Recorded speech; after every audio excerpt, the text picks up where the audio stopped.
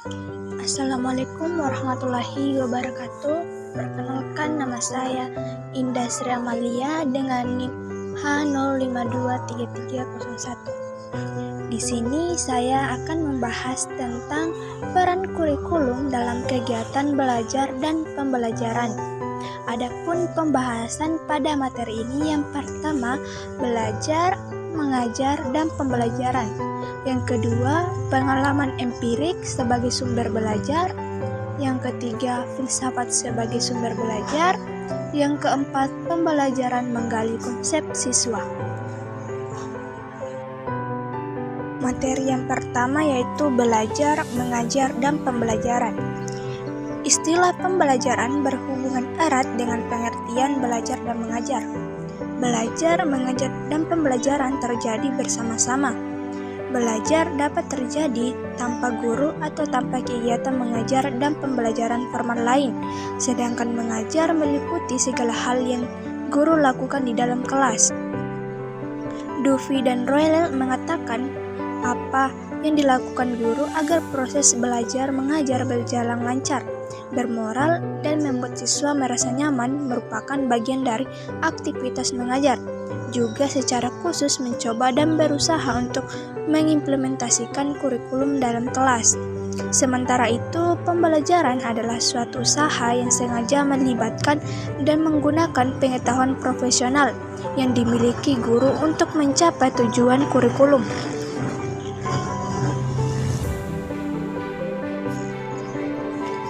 Materi yang kedua yaitu pengalaman empirik sebagai sumber belajar.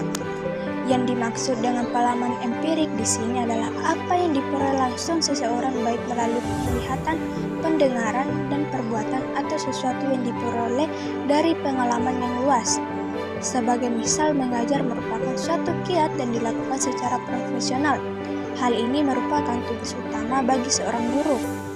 Guru memiliki peluang besar untuk belajar dari pengalaman mengajarnya di lapangan ketimbang belajar dari berbagai penelitian atau pendekatan psikologi.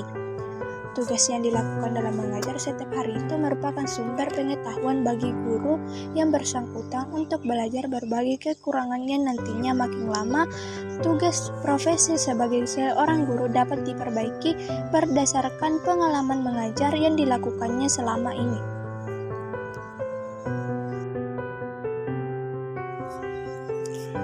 Materi yang ketiga adalah filsafat sebagai sumber belajar. Filsafat menjadi salah satu sumber tentang belajar, berawal dari sifat materi filsafat itu yang lebih banyak didasarkan pada pemikiran yang radikal. Pemikiran filsafat tersebut tentu bisa berimplikasi pada pemikiran pengembangan teori belajar.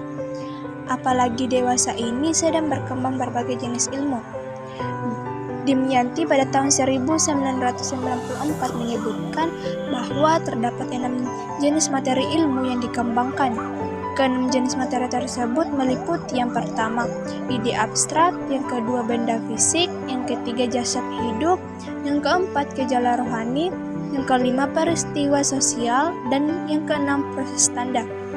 Ke-6 jenis materi ilmu ini satu sama lain berbeda. Selanjutnya, dari 6 jenis materi ilmu ini berkembang berbagai cabang ilmu, ranting ilmu, dan bahkan ribuan tangka ilmu. Keseluruhan jenis rantai dan tangka ilmu itu dibahas lebih rinci pada filsafat ilmu pengetahuan. Materi yang terakhir adalah pembelajaran menggali konsep siswa. Istilah konsep siswa digunakan pertama kali oleh Barr et al. Pada tahun 1994. Konsep siswa dapat didefinisikan sebagai pengetahuan, pengertian, keyakinan, ekspektasi, persepsi, atau kesan mental setiap pribadi siswa terhadap dunia sekitar di mana dia hidup beserta fenomena yang terdapat di dalamnya, sebagai hasil pengamatan, pengenalan, interaksi, interpretasi, dan respon setiap pribadi terhadap realitas, fakta, objek, gejala, atau fenomena, serta problema sosial yang mereka temui dan alami dalam hidup kesehariannya. Basis konsep siswa adalah latar atau pengalaman pribadi yang dibangun melalui proses penemuan dan belajar.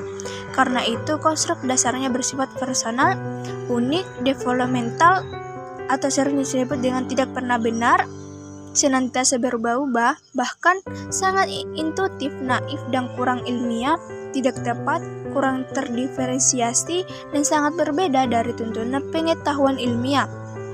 Konsep siswa ini tidak lebih sebagai suatu blooming atau buzzing confusion karena dibangun melalui belajar secara informal dan atas dasar akal sehat belaka, atau sering disebut dengan James dalam Travers pada tahun 1982,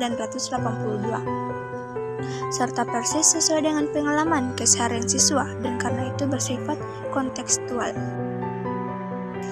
Itulah tadi materi dari peran kurikulum dalam kegiatan belajar dan pembelajaran. Saya akhiri dengan wassalamualaikum warahmatullahi wabarakatuh.